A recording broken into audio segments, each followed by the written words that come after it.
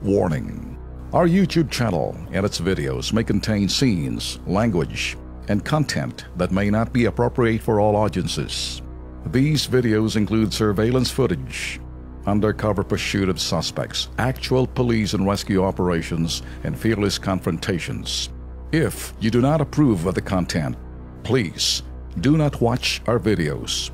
If you wish to continue, we strongly advise that you proceed with caution. Viewers' discretion is advised. Eto, usapang kakengko yan, mga boss at Nika at Alex. Yes, ano? Hindi kengko at hindi yung, kumbaga, ito'y tawag ng kalikasan.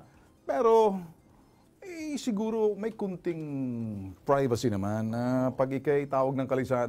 Ito si Jingle Boy ang tawag natin dito. O dapat discreet. Yun. Oo, di ba? Pero meron siyang ibang diskarte. Oo. Kanya-kanyang diskarte. Hindi na makapigil Okay, sige. Tingnan natin to.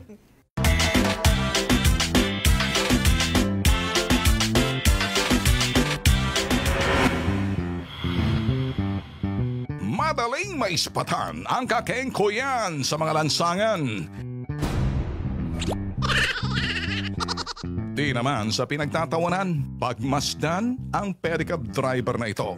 Ewan natin kung di niya alam, di na natiis ang tawag ng kalikasan. Kaya ang kanyang pinagbuntunan, plastic cup ginawang orinola. Ala ng pakialam, may raos lang. Hoy, hoy, hoy, Mr. Kengkoy! Ala ka na bang itinatagong konting hiya? Pati ba naman ang itinatago mo, inilantad mo na! Ganun sa kanya. Ay, ano yun? Pero seriously, mga ka-KP, ka-Alex at Nika. Yeah.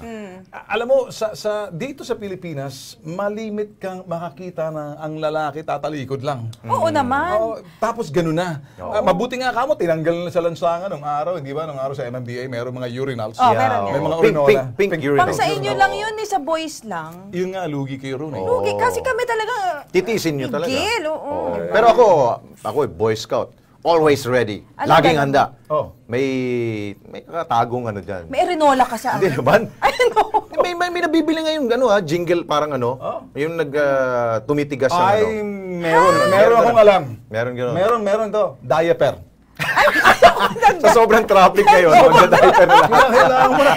Kasi may mga iba, ito naman, hindi pa nagtatawanan, no? May mga bagay na kung pag dumating ka na doon sa sinasabing edad na may incontinence kung tawagin. Mahirap Tama. na pigilan. Kaya bago ka pa naman mangamoy, Suot mo na yun. Suot mo na yun. Pero kung hindi mo pasuot yun, tapos dala mo lang, tapos lalagay mo sa kotse, ganun. Hirap nun, Hindi lang mahirap. Tapos may kasama ka pang hindi mo kilala. Pero dapat talaga, yung Kengkoy kanina, magpasintabi ka man lang, maghanap ka ng banyo.